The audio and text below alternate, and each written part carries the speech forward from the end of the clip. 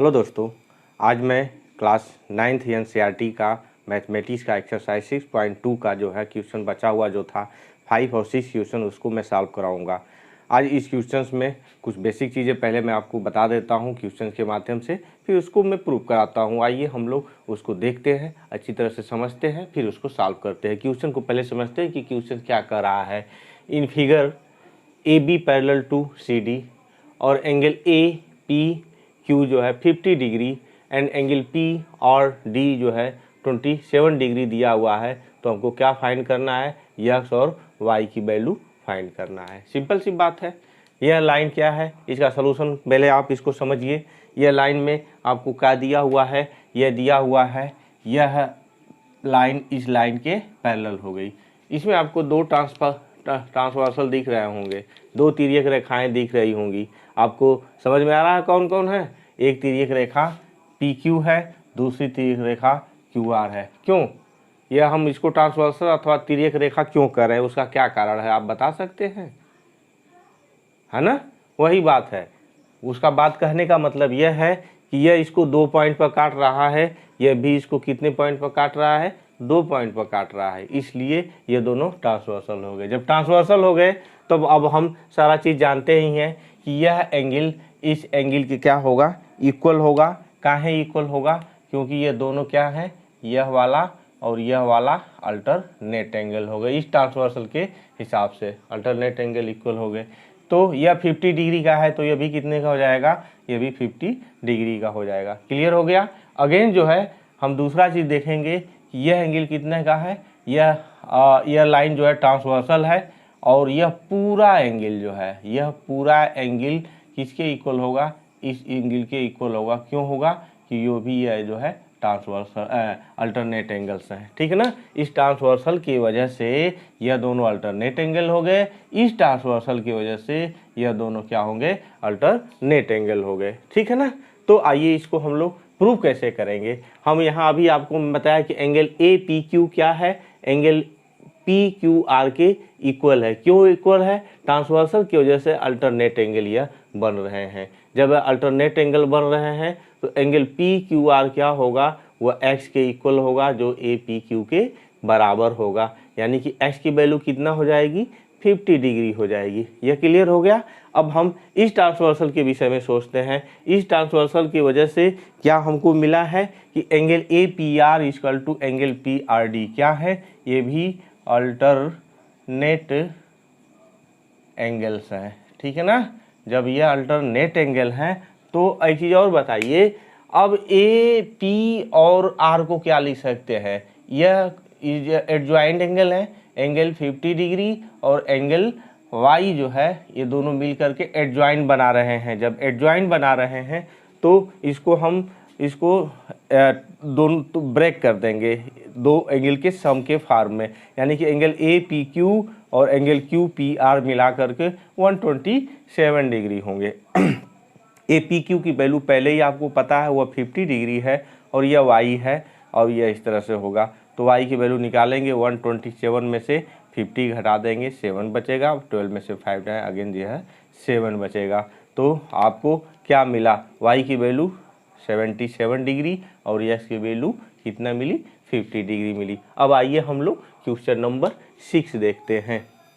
Question number 6 आपका क्या कह रहा है कि in figure P Q and R S are two mirror placed parallel to each other and incident ray A B strikes the mirror P Q at B, the reflected ray moves along the path BC and strike the mirror RS at C and again reflect back along CD, prove that AB parallel to CD। यानी कि question ये कह रहा है कि दो mirror हैं एक दूसरे के पैरेलल रखे गए हैं, मिरर PQ है और मिरर RS है, दोनों एक दूसरे के पैरेलल रखे गए हैं। एक रे जो होती है वह AB इंसिडेंट होती है B पर, आफ्टर रिफ्लेक्शंस यह जो रिफ्लेक्टेड रे है फिर सी पर इंसिडेंट होती है, फिर यहाँ से इंसिडेंट होकर के कहाँ चली जाती है, डी पर चली जाती है। तो हमको प्रूव करके दिखाना है कि ए बी जो रे होगी वह सी डी के पैरेलल होगी। तो हम लोग जानते हैं, पहले लॉ ऑफ रिफ्लेक्शन जान लें। लॉ ऑफ रिफ्लेक्शन क्या कहता है कि किसी भी मिरर पर यह जो नॉर्मल हम क्या किए, एक यहाँ से बी से नॉर्मल खींच दिए और सी से नॉर्मल। नॉर्मल का मतलब क्या होता है, परपेंडिकुलर, 90 अंश का कोण बनाती हुई कोई रेखा। तो लॉ ऑफ रिफ्लेक्शन थोड़ा सा मैं आपको यहाँ बता देना चाहता हूँ कि यह अगर आपका मिरर है और कोई रे इस पर इंसिडेंट हो रही है तो आफ्टर इंसिडेंट नॉर्मल के साथ जो एंगल बनाती है उसको हम लोग क्या कहते हैं, इंसिडेंट एंगल कहते हैं। और इसके इक्वल एंगल बनाती हुई यहाँ से निकल जाती है जिसको रिफ्लेक्टेड एंगल कहते हैं, ठीक ना। तो यह इंसिडेंट एंगल जो स्नेल्स लॉ ने बताया था, लॉ ऑफ रिफ्लेक्शन, उसके हिसाब से इंसिडेंट एंगल और रिफ्लेक्टेड एंगल क्या होते हैं, दोनों आपस में इक्वल होते हैं, ठीक है ना। इस बात का हमको ध्यान देना होगा, जब हम इस पर ध्यान देंगे तो इसको अच्छी तरह से कर पाएंगे, ठीक है ना। वही बात यहाँ भी लॉ ऑफ रिफ्लेक्शन हो रहा है, तो यहाँ भी क्या होगा, एंगल 3 और एंगल 4 के इक्वल होगा। तो सपोज कर लेते हैं कि यह एंगल यह 1 है, यह एंगल 2 है, यह एंगल 3 है और यह एंगल 4 है, ठीक है ना। तो हम क्या देखेंगे कि यह एंगल 1 जो है 2 के बराबर है लॉ ऑफ रिफ्लेक्शन के हिसाब से, 3 और 4 क्या है, ये भी लॉ ऑफ रिफ्लेक्शन के हिसाब से बराबर हैं। तो अब यहाँ आप थोड़ा सा देखिए कि यह परपेंडिकुलर ड्रॉप किए हैं और यह भी परपेंडिकुलर ड्रॉप किए हैं इसके, तो यह क्या है, अगर हम इसको मिला दें इस तरह से, थोड़ा सा इसमें मिला देंगे, कहीं सस्पिशन हो हमको, यहाँ से मिला देंगे तो यह दोनों लाइन भी क्या हो जाएंगी, यह पैरेलल पहले से ही है, यह लाइन इसको काट रही है और तो यह 90 डिग्री का होगा और यह लाइन इसको काट रही है, यह 90 डिग्री का हो गया।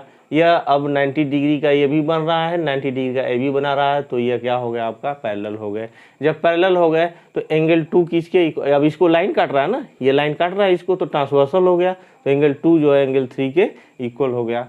तो अब एंगल 2 एंगल 3 के इक्वल हो गया। अभी लॉ ऑफ रिफ्लेक्शन के हिसाब से एंगल जो है एंगल 2 के इक्वल था, एंगल 3 जो है इक्वल 4 था। तो क्या मतलब निकला कि ये चारों एंगल आपस में बराबर हो गए। तो हम क्या करेंगे, एंगल 1 और 2 को जोड़ देंगे, जोड़ दिए तो कौन सा एंगल मिलेगा, ए बी सी मिल जाएगा। इसी तरह से एंगल 3 और 4 को जोड़ देंगे तो बी सी और डी मिल गया। तो क्या मिला, अब यह बराबर इसके है तो इसको जोड़ दें, ये भी तो सब आपस में बराबर है, तो बराबर चीज़ों को, जो दो बराबर चीज़ों को आपस में जोड़ा जाएगा तो वो भी क्या होंगी, बराबर होंगी। तो इस तरह से यह एंगल इस एंगल के बराबर हो जाएगा और ये कि इसको फिर ट्रांसवर्सल लाइन काट रही है तो अल्टरनेट एंगल बराबर हो गए। जब अल्टरनेट एंगल बराबर हो गए तो कन्वर्स ऑफ द थ्योरम जो है यह क्या हो जाएगा, दोनों पैरेलल हो जाएगा। इसको क्या लिखेंगे आगे, इसको मैं बता देता हूँ। हाँ, draw B N perpendicular P Q, B N perpendicular हम किसके खींचेंगे, पी क्यू को खींचेंगे और इसी तरह से सी एन परपेंडिकुलर किसके खींचेंगे, आर एस के खींच लेंगे, खींच लिए। अब क्या है, it point B angle A equal to angle 2 law of reflection at B. इसी तरह से एंगल 3 इक्वल टू एंगल 4 कहाँ है, वह पॉइंट सी पर according to law of reflection हो गया। अब यह दोनों 1 2 के बराबर है, 3 और 4 के बराबर। अभी मैंने बताया यह पैरेलल है और यह परपेंडिकुलर है, तो ये भी क्या हो जाएंगे, पैरेलल हो जाएंगे। जब पैरेलल हो गए तो एक ट्रांसवर्सल लाइन काट रही है तो एंगल 2 जो होगा एंगल 3 के बराबर हो जाएगा। ये बराबर हो गया तो 2 3 के बराबर है और 3 4 के बराबर है और 2 खुद 1 के बराबर है। इन दोनों तीनों इक्वेशंस को हम कंबाइन करके देखेंगे तो क्या मिलेगा कि एंगल 1 एंगल 2 एंगल 3 और एंगल 4, ये तीनों चारों एंगल क्या होंगे, आपस में बराबर होंगे। तो क्या करेंगे, इन पेयर्स को लेकर के जोड़ देंगे, इधर इस पेयर को लेकर जोड़ देंगे तो हमको क्या क्या मिलेगा, हमको एंगल ए बी सी मिल जाएगा और एंगल बी सी डी मिल जाएगा। अब दोनों एंगल मिल गए, दोनों एंगल आपस में इक्वल हो गए, फिर ये ट्रांसवर्सल हो गया। जब ट्रांसवर्सल और अल्टरनेट एंगल बराबर बना रहे हैं तो ये लाइन क्या हो जाएगी, जो है by the theorem, converse of the theorem, चाहे बाई थ्योरम भी लिख सकते हैं, उसमें कोई दिक्कत नहीं है। ये पता है कि कितना थ्योरम का क्रम संख्या और थ्योरम का नाम याद करेंगे, ठीक है ना। तो इस तरह से यह जो है आपका प्रूफ हो गया कि A B parallel to C D हो गया, ठीक है। आपको अच्छा लगा, बहुत बहुत धन्यवाद।